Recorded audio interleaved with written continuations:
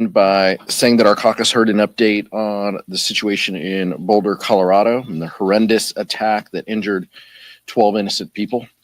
Anti-Semitism has no place in American life, and we stand with the Jewish community in this difficult hour and always. Republicans in Congress don't care if your health care is too expensive, and they don't care if you can't afford your medical bills. They voted for what Elon Musk called a disgusting abomination, a Republican budget that throws millions of Americans off of their health insurance.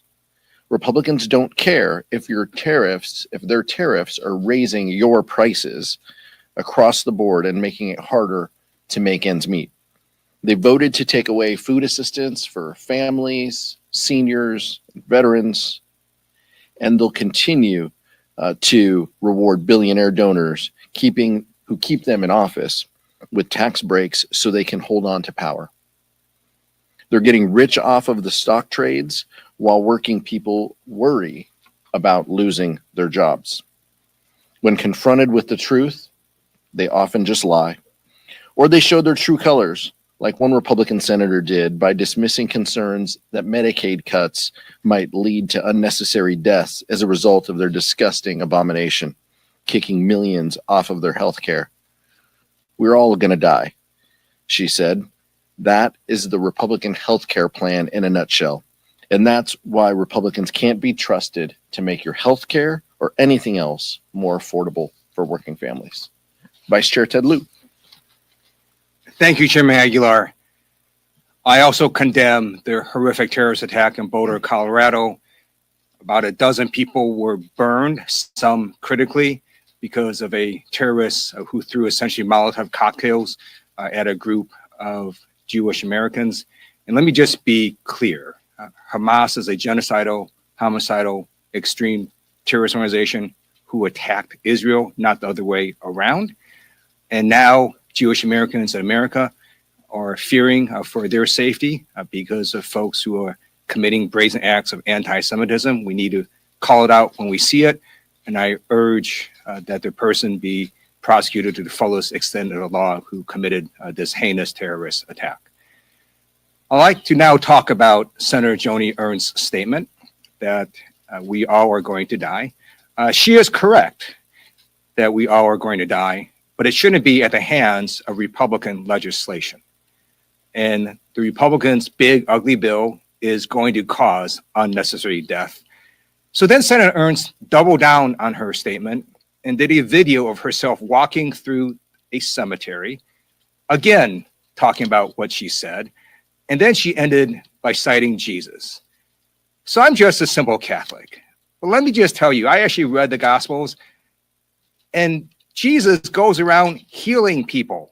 That's what he does, right? He heals a woman who was blind. He heals a person who had leprosy. He heals a person who was paralyzed.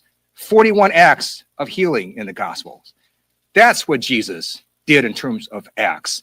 So it's exactly the opposite of what Senator Ernst is saying. And call me old-fashioned, but I think the goal of government is not to hasten the deaths of Americans. It is to make the lives of Americans better. And clearly this big, ugly bill is not going to do that. And now we see some Republican members who are opposed to it because guess what? They didn't read the bill. So Marjorie Taylor Greene yesterday opposes a provision which is a 10-year moratorium on states regulating artificial intelligence. So I agree with Marjorie Taylor Greene once every 100 years. This is that time. I agree that this 10-year provision is extreme. It's going to cause unnecessary harm. And look, I think the federal government is fine doing preemption when we preempt with something. You can't just preempt with nothing. And this is a bad provision, and I hope the Senate will take out this 10-year moratorium. Thank you, Ted. Questions? A couple of your ranking members, Congresswoman Craig and Congressman Murphy, as well as some fairly senior members, are leaving the House to run for higher office. I'm just curious if you see this as an opportunity for any sort of seat change in the House, or just opportunities for kind of ambitious House members who maybe haven't had them. I think Vice Chair Lieu and I have had the privilege of serving with a lot of members who have moved on to other jobs within public service, whether that's our former colleague and the Attorney General Javier Becerra to Governor Michelle Lujan Grisham. Members are going to seek opportunities to serve their constituents in different ways. That's the blessing of being a House member. Is folks will take opportunities. And then last cycle, obviously, we saw different opportunities with now Senator Andy Kim and Senator Gallego, Senator Slotkin, right, all coming from Lisa Blunt Rochester, all coming from the House. So we take a lot of pride in that, the fact that we have some friends over there who used to be House members. So we take it as an opportunity for renewal, to hear from the perspectives of new members, those new members who replaced our former colleagues. But then personally, it's a point of pride that we now have the ability to bounce ideas off of folks in the other chamber. I said other chamber, not upper chamber, by the way, when we talk about the U.S. Senate. So I look, this is an opportunity for us to continue to benefit from new ideas of those new members and build on existing relationships for those folks who have moved on to other jobs. Mike? There's a debate in the Senate right now over Russia's sanctions package. Lindsey Graham, the chairwoman, is always trying to push leaders through to bring that particular bill to the floor. I wanted to get the caucus's thoughts on imposing additional sanctions on Russia. And what do you make of the president's shift in tone towards Vladimir Putin? He's put out some recent, Truth Social posts saying that he's surprised by, Putin's unwillingness to engage in good faith peace talks. I want to get your thoughts on that. I think many of us in Capitol Hill warned him in dealing with Vladimir Putin. And I think that you're seeing that now. This seems like the upside down, right? Donald Trump's former friends and Vladimir Putin and Elon Musk are now not besties. I can't keep track of it anymore. But Russia is a threat. We have voted for sanctions for Russia previously.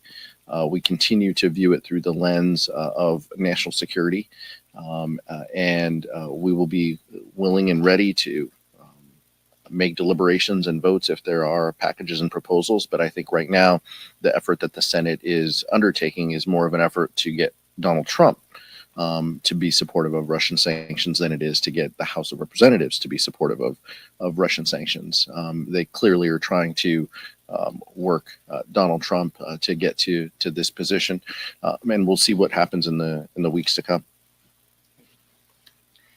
Vladimir Putin has repeatedly said that Ukraine is a part of Russia, and Putin attacked Ukraine, Crimea, and then when there was not a good response from the West, he attacked again Ukraine a second time. And my view is Putin will not stop until his troops are defeated on the battlefield. And I urge the Trump administration to understand that fact. And I believe the best way to get Putin to the negotiating table is to apply maximum pressure in terms of sanctions, give Ukraine what they need to defeat Russian troops on the battlefield, and then we'll get Putin to the negotiating table. There's a number of your members voiced this welcome text this week. Is it helpful to your party trying to come together for these folks to be going so far on an ideological limb? It's helpful for members of our party to meet with outside voices to talk about an agenda that puts working families first. And that's how I viewed those discussions, which is what is our strategy as a party to put working families first? How do we lower the costs that people face? Clearly, we're united against this one, ugly bill that House Republicans passed that is now over in the Senate.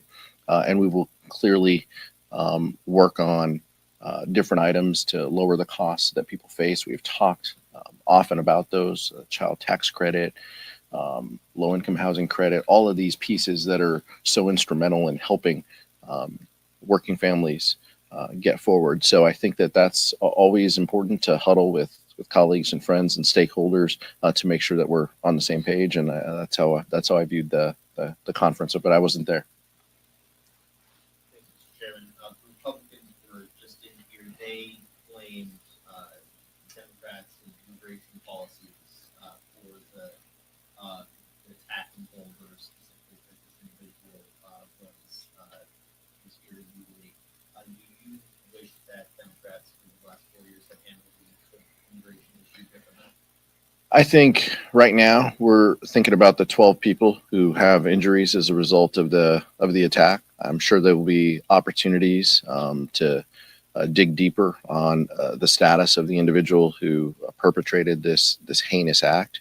I don't think it was hours before Republicans were already sounding the alarm about immigration policies, closely tying it to this attack. There'll be opportunities to dig deeper in his status. Obviously, we believe that it's not okay to overstay a visa, but let's understand the facts before we make declarations, and let's think about the folks, including one or two that are in critical condition, before we start injecting the Republican talking points on the political side. Go ahead. Yeah. Thank you. So coming up, you have the oversight ranking member race. That's going to be a big deal in the Democratic caucus, and it's kind of another pivotal moment for the party to determine who's going to be the next leader of this powerful committee and whether they go with somebody younger who's eager and has a lot of energy versus someone who has a lot of experience. And I know you've talked before about the caucus weighing several different things when you're picking a new member. What are things that the caucus is going to be looking at, and what do you think should be the quality of the next ranking member? The caucus will have the opportunity to weigh that and vote. The vice chair and I noticed the election for 3 weeks from now at our regularly scheduled caucus meetings. Our expectation is that the 4 candidates will make their way to meet with members, and this will give them ample opportunity to do that. I think members, any member, will view that race through the lens of experience, a willingness to do the hard work of oversight, the important portfolio that oversight contains within the federal workforce, I think is also incredibly important. As we've said before, seniority and length of tenure is always a factor, but it is one of many factors that members consider, and members will arrive at their own decisions and make a pick for the ranking member position. That's our expectation. The vice chair and I are tasked with presiding over the election. So our job is to just make sure that it's done in a fair way and to make sure that the members hear directly from the candidates. I just want to say that just because someone's a senior member doesn't mean they have less energy. One point of fact, Speaker Pelosi had and continues to have more energy than most human beings that I know. Thank you.